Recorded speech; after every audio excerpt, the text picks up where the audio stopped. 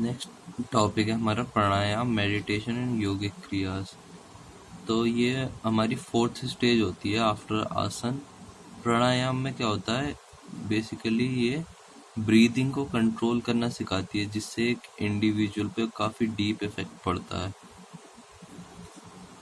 These pranayam develop a lot of inner strength and cure many chronic diseases. इन प्राणायाम जो भी exercises हैं, इनसे बहुत सारी इनर स्ट्रेंथ डेवलप होती है, जो काफ़ी सारी क्रोनिक हेल्थ प्रॉब्लम्स को ठीक करने में मदद भी करती है। तो फर्स्ट हमारा प्राणायाम है anulom vilom. It is simple inhalation from nose and long exhalation from mouth. It cures cough, cold, asthma, headache, reduce stress, relieve breathlessness, regulate temperature, help meditation. तो अनुलोम विलोम जो इसकी एक्सरसाइज है, इसमें सिंपल डीप ब्रेथ इनटेक करनी होती है और फिर धीरे धीरे एक्सहेल करनी होती है। इससे काफ़ी सारी जो नॉर्मल हमारी सर्दी खांसी है, अस्थमा है, अस्थमा पे भी काफ़ी अच्छा इफेक्ट देता है। अस्थमा जिसको है उसको ये एक्सरसाइज काफ़ी रिलीफ देती है, और बाकी ये स्ट्रेस और हेडेक को कम करने में भी काफ़ी मदद करता है। नेक्स्ट है हमारा सूर्य भेदन प्राणायाम। इसमें क्या होता है, it process a long inhalation from right nostril. जो हमारी राइट नॉस्ट्रिल है वहाँ से एक लंबी सांस लेनी होती है। Stop it for some time, थोड़ी देर होल्ड करना होता है। Then exhale from right nostril, फिर वहीं से धीरे धीरे अपनी सांस छोड़नी होती है, एंड वाइस वर्सा। और ऐसी सेम हमें लेफ्ट से भी करना होगा। It cures cough, asthma, headache, reduce stress. इसके भी वही नॉर्मली फायदे हैं जो अनुलोम विलोम प्राणायाम से होते हैं। Ujjayi pranayam. In this pranayam the frictional sound with vibration is produced from the throat while exhaling from mouth. It cures throat cough, help in meditation, reduce stress, gives soothing effect over mind. जो ओम करते हुए ऐसे छोड़ते हैं तो सांस, हम इस टाइप की जो फ्रिक्शनल साउंड रहती है, वाइब्रेशनल, उसे जो हम बोलते हैं, तो उससे जो थ्रोट की एक्सरसाइज है वो होती है, और हमारा जो स्ट्रेस है वो भी रिड्यूस होता है। नेक्स्ट हमारा शीतली प्राणायाम। इसमें क्या होता है, जो हमारे लिप्स हैं वो ओ की शेप में रहते हैं, और वहाँ से हमें डीप ब्रेथ लेनी होती है माउथ से। It provide cold feeling to body, it cure dry cough, asthma and regulate the body temperature. तो ये क्या करता है, हमें बॉडी को कोल्ड फीलिंग प्रोवाइड कराता है, और ड्राई कफ और अस्थमा से भी क्योर करने में हेल्प करता है। नेक्स्ट हमारा sitkari pranayam. It forceful inhalation from mouth while lips are open wide whereas teeths are close. जैसे कि आप पिक्चर में देख रहे होंगे, इसमें मुंह को वाइडली ओपन करना है और टीथ्स को क्लोज करना है, और उसके बाद माउथ से इनहेल करना है। It gives soothing and cold feeling. It cure dry cough, asthma and regulate the body temperature during summer. तो इससे क्या होता है, बॉडी को कोल्ड फीलिंग मिलती है, सूदिंग इफेक्ट मिलता है, और बॉडी का टेम्परेचर रेगुलेट। तो बेसिकली जो प्राणायाम है, ये जितने भी प्राणायाम एक्सरसाइजेज हैं वो बेसिकली जो इनहेल से रिलेटेड प्रॉब्लम्स है, जैसे अस्थमा वगैरह, और इसे हेल्प करने में इसे क्योर करने में बहुत ज़्यादा हेल्प करता है, और ऊपर से स्ट्रेस, बॉडी का स्ट्रेस को कम करने में बहुत ज़्यादा हेल्प करता है, जितनी प्राणायाम की एक्सरसाइजेज है। नेक्स्ट हमारा bhramari pranayam. In this pranayam the exhalation produce the vibrating sound from throat like honeybee. It cures throat cough, help in meditation, reduce stress, gives soothing effect over mind. तो इसमें ऐसे करते हुए एक वाइब्रेटिंग साउंड प्रोड्यूस करनी होती है, और एक्सहेल करते टाइम, तो इससे क्या है, माइंड का थोड़ा स्ट्रेस कम होता है और ये कफ और थ्रोट की प्रॉब्लम से भी क्योर करने में हेल्प करता है। नेक्स्ट है कपालभाति प्राणायाम। कपालभाति आप सभी को पता ही होगा। In this a long inhalation is taken from mouth whereas forceful exhalation is done from nose with pressure while stomach is vibrating in and out.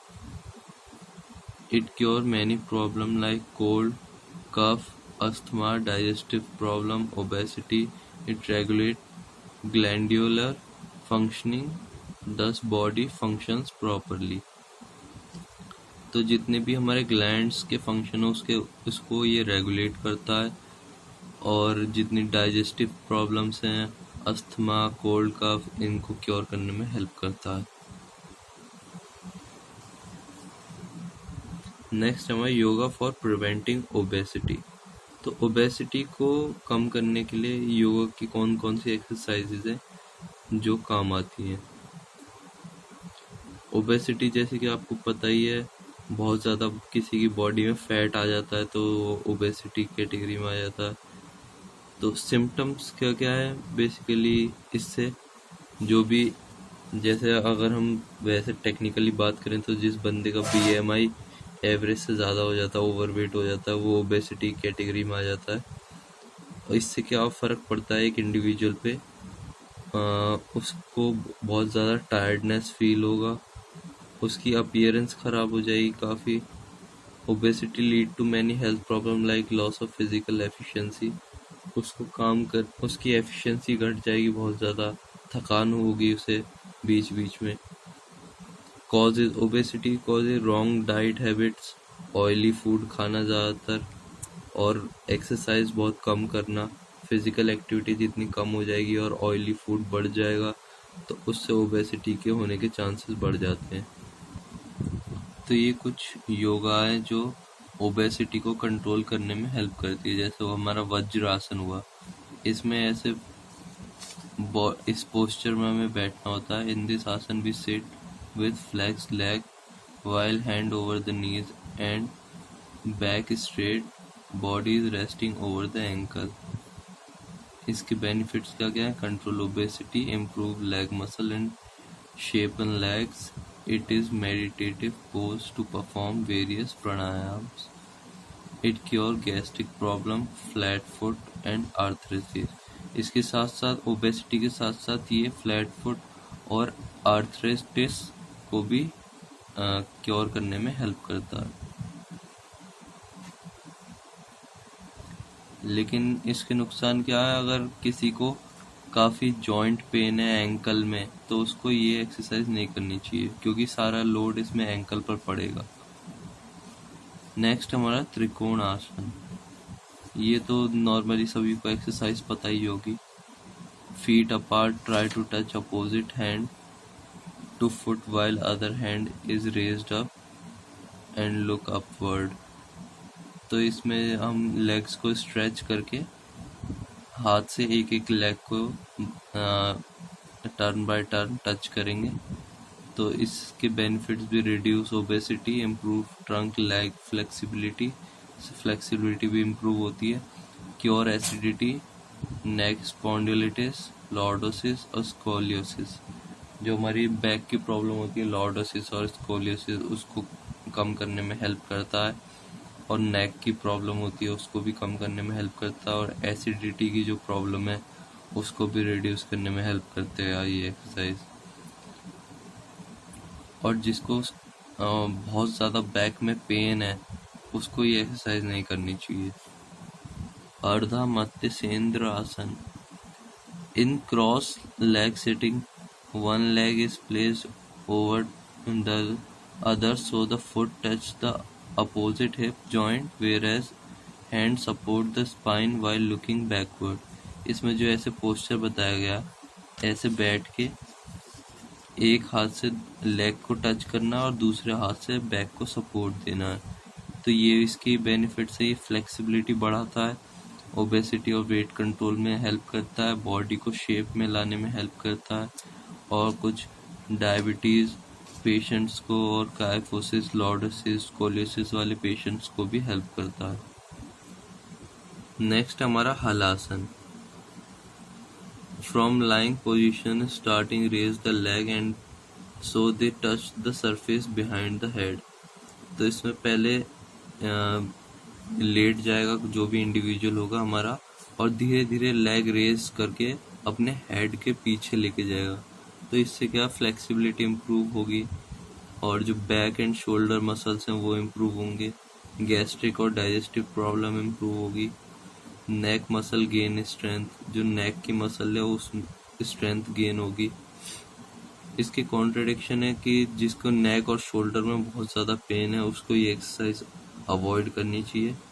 Some other आसन प्राणायाम फॉर कंट्रोलिंग ओबेसिटी आर, ये कुछ आसन है, ये भी help करते हैं हमारे ओबेसिटी को कंट्रोल करने में।